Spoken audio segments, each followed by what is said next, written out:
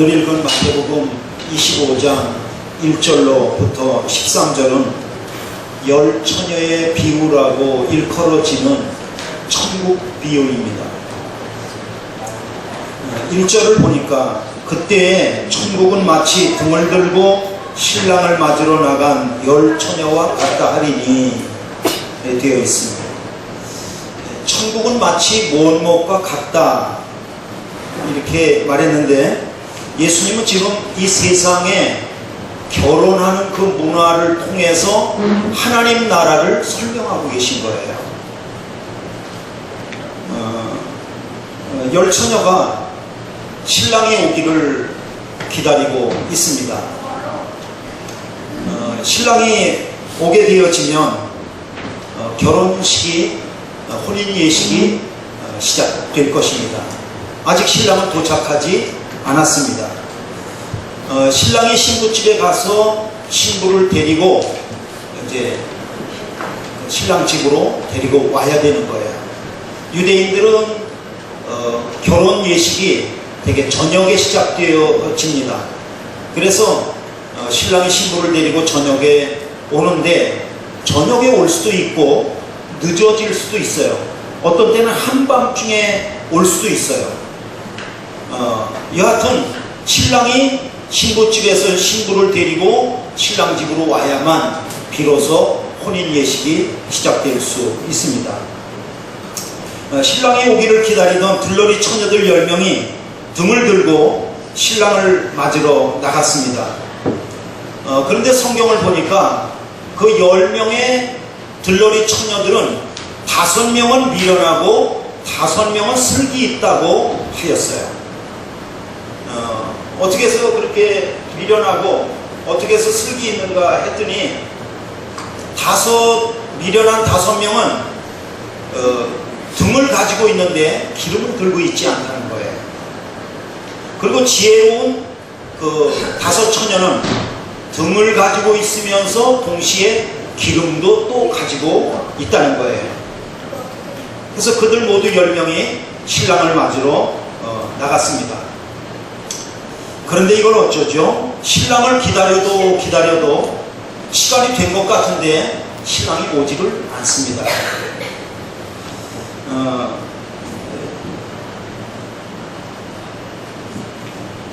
신랑을 기다리던 열 처녀 들러리들은 졸기도 하고 잠을 잤습니다. 밤중에 소리가 들렸습니다. 보라, 신랑이로다, 와서 맞으라. 그런 큰 소리가 났어요. 그래서 열처들은 일어나가지고 등을 들고 막 이렇게 나서려고 그런 거예요. 근데 문제가 생겼습니다. 미련한 5 처녀가 가지고 있는 그 등에는 기름이 없어가지고 점점 불이 꺼져가고 있는 거예요. 그래서 그 미련한 5 처녀가 슬기 있는 5 처녀에게 말했습니다. 얘들아, 너희가 가지고 있는 기름을 우리에게도 좀 나눠달라. 그렇게 말했어요. 그랬더니 그 슬기 있는 자들이 말합니다. 기름을 달라고? 기름을 너희에게 주면 너희도 부족할 뿐만 아니라 우리도 부족해. 차라리 기름 파는 자에게로 가서 기름을 사. 그렇게 말해준 거예요. 여러분, 좀 어떻게 이 슬기 있다고 하는 자들이 너무 사랑에 메마르고 박한 거 아닌가요? 너무 의리가 없는 거 아닌가요? 그거 달라고 하면 좀 나눠주고 나중에 할 때까지 견뎌보자고 그런다든지 뭐 격려를 해야 될 텐데 안 된다고. 기름을 파는 자들에게 가서 사라고. 그렇게 야박한 거예요. 근데 오늘 본문은요, 슬기 있는 여자들이 얼마나 야박했는가, 인정이 없었는가, 의리가 없었는가, 그런 것은 초점이 아니에요. 그것은 중요하지 않아요. 결국 미련한 그 여자들은 기름을 사러 가게로 갔습니다. 그런데요, 그때 마침 신랑이 온 거예요. 그때 신랑이 온 거예요. 그래서 슬기 있는 5 처녀는 신랑을 맞이해서 안으로 들어갔고, 그리고 뒤쫓아온 그 남은 자들은 그 문을 열면서 주여 주여 열어주소서 그러면서 문을 두드렸지만 결국에는 혼인 예식에 참여하지 못했다고 하는 것이 오늘 예수님께서 우리에게 들려주시는 그러한 이야기입니다. 신랑은 말합니다. 진실로 너희에게 이른다. 내가 너희를 알지 못한다. 그렇게 말하고 있습니다. 본문을 읽으면서 계속해서 반복되는 그러한 단어가 있습니다. 그것은 뭐냐면 미련하다라고 하는 단어와 슬기 있다라고 하는 이 두 단어가 번갈아 가면서 계속 쓰여지고 있습니다. 무엇이 미련하고 무엇이 슬기 있다는 말인가? 여러분, 미련한 다섯 처녀는 등을 가지고 있지 않은데 슬기 있는 다섯 처녀는 등을 가지고 있었습니까? 아니요, 그렇지 않습니다. 슬기 있는 다섯 처녀도 등을 가지고 있고 미련한 다섯 처녀도 똑같이 등을 가지고 있었어요. 10처녀가 모두 다 똑같이 등을 가지고 있었어요. 차이가 없습니다. 그러면 미련한 다섯 처녀는 졸며 잤고 슬기 있는 다섯 처녀는 신랑이 올 때까지 조금도 자지 않고 졸지도 않고 깨어 있었단 말인가요? 아니요, 그렇지 않습니다. 미련한 다섯 처녀도 졸고 잤고 슬기 있는 다섯 처녀도 졸고 잤습니다. 10처녀 모두가 다 신랑이 더디왔기 때문에 모두가 다 졸면서 잤던 거예요. 그러면 뭐가 차이가 있는가? 그 3절과 4절의 차이점을 말씀하고 있습니다. 3절과 4절을 보시겠습니다. 시작. 미련한 자들은 등을 가지되 기름을 가지지 아니하고 슬기 있는 자들은 그릇에 기름을 담아 등과 함께 가져갔더니, 그러니까 미련한 다섯 그 처녀는 등은 가지고 있는데 뭐가 없었냐 그러면은 기름이 없었다는 거예요. 그리고 슬기 있는 다섯 처녀는 등도 가지고 있고 또 더불어서 어디셔널 그런 기름도 가지고 있었다. 그 안에 들어있는 거 말고도 따로 기름을 가지고 있었다. 결국엔 기름이 있느냐 없느냐, 이것이 바로 미련한 것과 슬기 있는 것을 갈라놓는 것을 볼 수 있습니다. 기름이 중요합니다. 제가 중학교 1학년 때 저희 마을에 전기가 들어왔습니다. 그 전기가 들어오기 전에는 뭘로 방을 밝혔냐 그러면 남포와 호롱불로다가 밝혔어요. 그 남포하고 호롱불은 거기다가 계속해서 석유를 넣어야 되는 거예요. 그러니까 우리 집에서 초등학교를 국민학교를 다니고 있는, 그게 제가 할 일이에요. 그것은 뭐냐면 고갯마루 가게에 가서 정종병에다가 석유를 사다가 그걸 광에다 갖다 두고 기름이 마를 때마다 거기다가 기름을 주고, 그리고 심지가 타버리거나 그러면 심지를 조금 이렇게 올려가지고 가위로 잘라주고, 그리고 기름을 항상 채워두는 게 제 일이에요. 또 한 가지는 기름이 나와서 그 당시 기름이 좋지가 않으니까 끓음이 많이 나요. 그래서 그 유리가 있는데 그 유리를 신문지를 꼬깃꼬깃 짜가지고 그 안에 그걸 갖다가 이렇게 돌려 닦다가 여기가 이렇게 금이 가면서 피가 나게 돌고, 그게 제가 할 일이에요. 그런데요, 가끔 가다가 문제가 생길 때가 있어요. 언제냐 그러면은 남포나 호롱불을 켜놓고 그러고 잠이 드는 거예요, 밤에.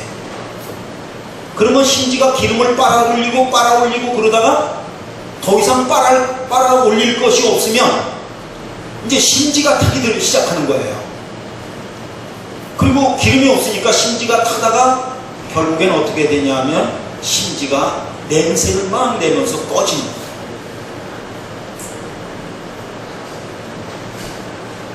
만약에 그때 기름이 있었다면 다행스럽게 그 기름을 갖다 부어서 다시 불을 살릴 수가 있지만, 기름까지 사온 것이 없으면 결국엔 남포와 호롱불은 꺼지고 결국에는 방 안에 냄새가 가득하고 부모님으로부터 야단을 맞고 그걸 왜 그때 사오라고 그랬는데 안 사왔냐고 그런 책망을 들었던 적이 있어요. 제가 그때 깨달았습니다. 기름이 없으면 심지만 탄다. 기름이 없으면 타는 냄새가 요란하다. 기름이 없으면 야단 맞는다. 준비된 기름이 꼭 있어야 된다. 그런 걸 전 어려서 오늘 본문을 어려서 그걸 체험을 한 거예요. 하여튼 기름이 중요합니다.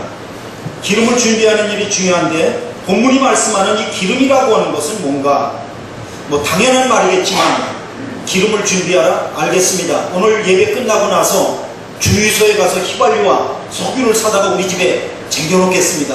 뭐 그런 뜻이 아니잖아요. 오늘 이 말씀은 하나님 나라의 비유예요.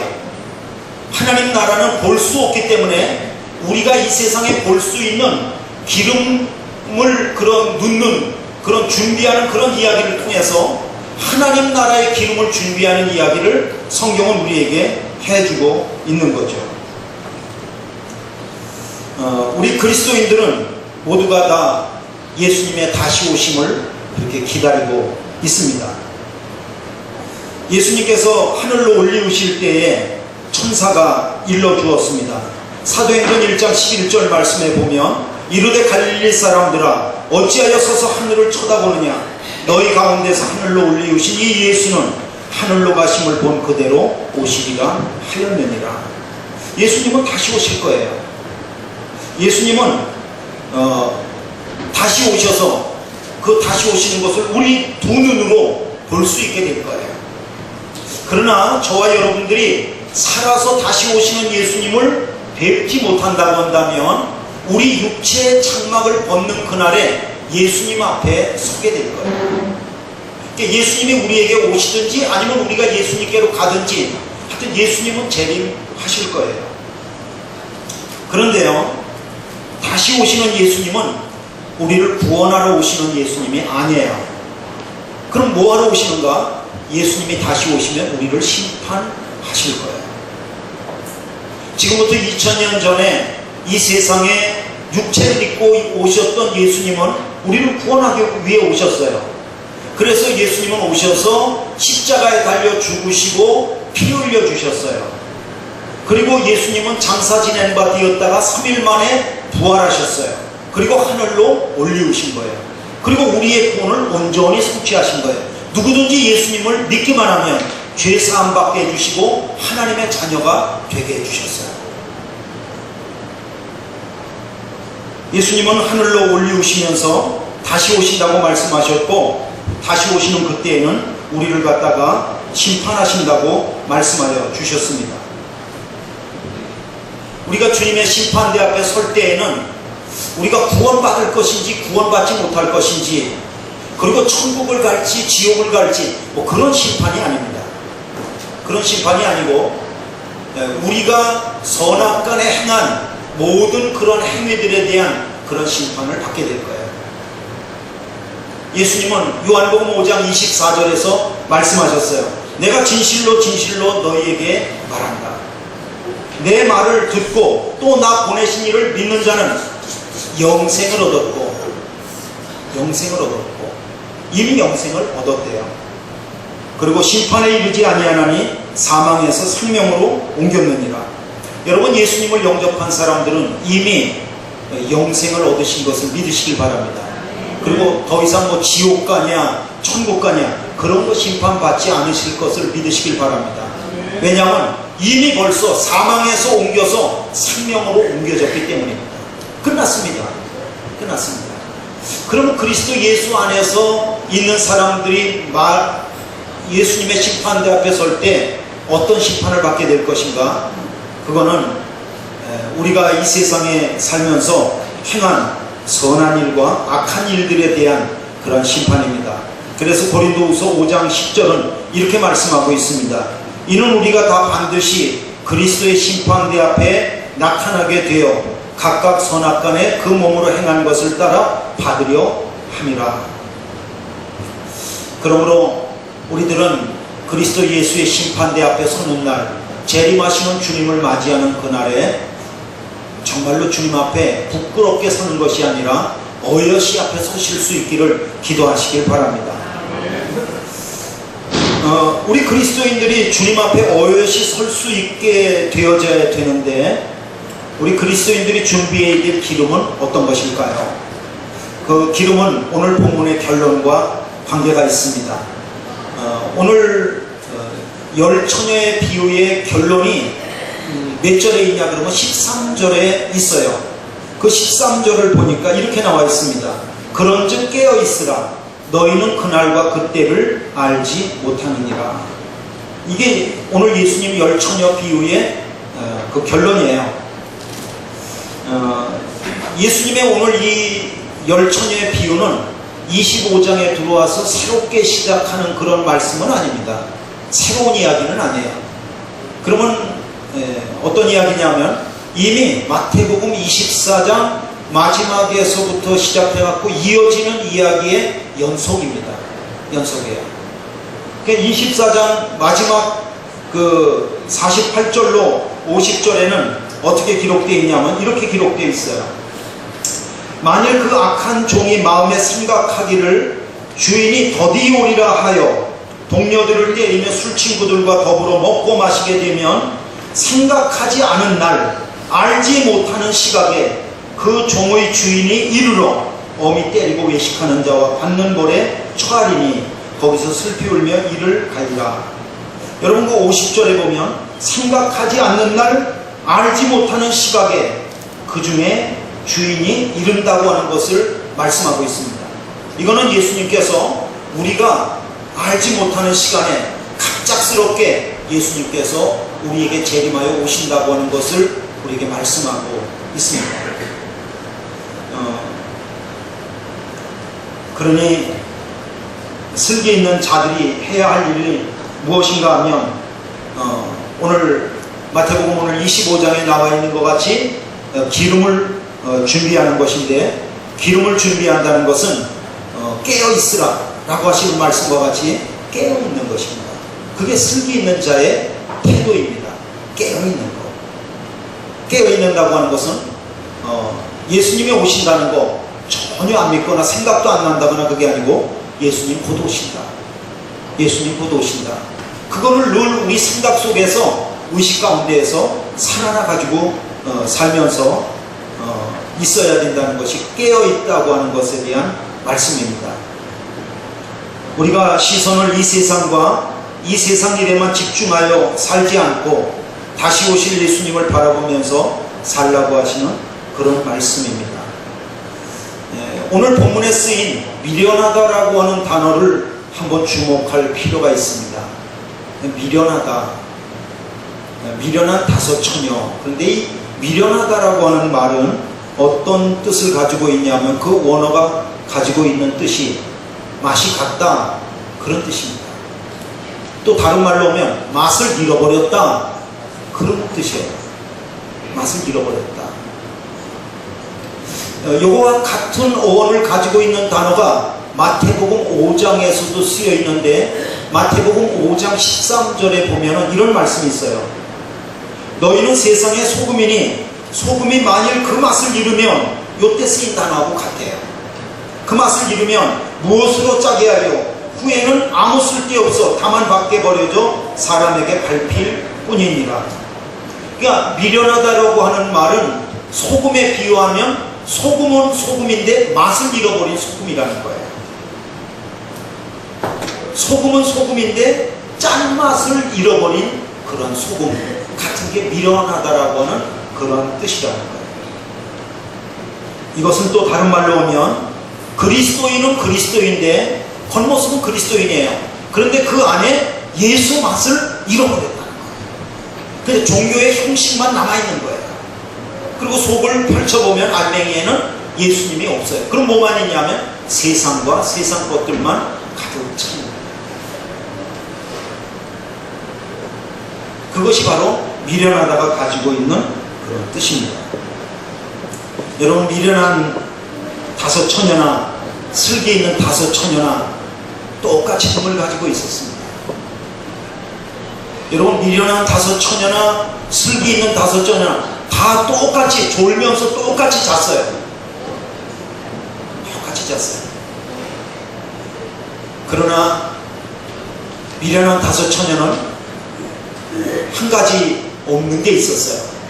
그게 뭐냐면 기름을 준비해서 가지고 있지 않았던 거죠. 왜 준비하지 않았을까? 자기중심적이에요. 그 신랑이 올 거에 대한 그 집중력, 이 집중력이 떨어져 버린 거예요. 떨어져.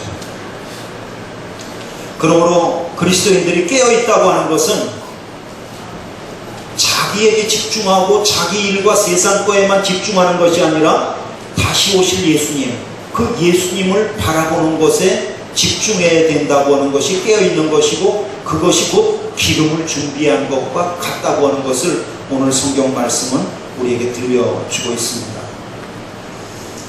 예수님께서 다시 오실 때 혼인잔치에 들어갈 수 있는 슬기 있는 처녀와 같은 그리스도인들은 어떤 사람입니까? 비록 내가 육체를 입고 있어서 이 땅에 살고 있지만, 그렇지만 내 속에는 예수 맛을 내는 그 예수님께 늘 우리가 집중함으로 말미암아 우리가 깨어있는 그러한 믿음의 사람이 바로 예수님의 혼인잔치에 참여할 수 있는 그러한 사람입니다. 그러므로 예수님을 계속해서 집중하시길 바랍니다. 그러면 깨어있게 될 줄로 믿습니다. 그리고 예수님께 계속해서 집중하시길 바랍니다. 그러면은 예수님이 다시 오시는 날에 혼인잔치에 참여하게 될 줄로 믿습니다. 예수님께 계속 집중하시기 바랍니다. 그러면 예수님 맛을 잃지 않게 될 것입니다. 그리고 예수님께 집중하시기 바랍니다. 그러면 예수님의 심판대 앞에 설 때 우리가 주님으로부터 칭찬을 받게 될 것입니다. 모처럼 소금이 짠맛을 잃지 않은 것 같이, 주님, 내가 세상으로 바쁘고 힘들다 할지라도 제 삶의 우선순위는 예수님이십니다. 내 안에 예수님 계신 거 늘 집중하고 주목하면서 살아가겠습니다. 이런 깨어있는 신앙으로 말미암아 기름을 준비해서 예수님 오셨을 때 칭찬받고 혼인잔치에 참여하시는 이런 복을 누리시기를 주님의 이름으로 축원합니다. 기도하겠습니다. 하나님 아버지, 은혜와 사랑을 감사합니다. 슬기 있는 다섯 처녀와 같이 등불만 준비한 것이 아니라 기름까지도 준비해서 주님을 기다리며 주님을 주목함으로 말미암아 늘 깨어있는 믿음으로 주님의 혼인잔치에 들어갈 수 있는 우리 모든 성도들 될 수 있도록 인도하여 주시옵소서. 아멘. 예수님의 이름으로 기도하였습니다. 아멘.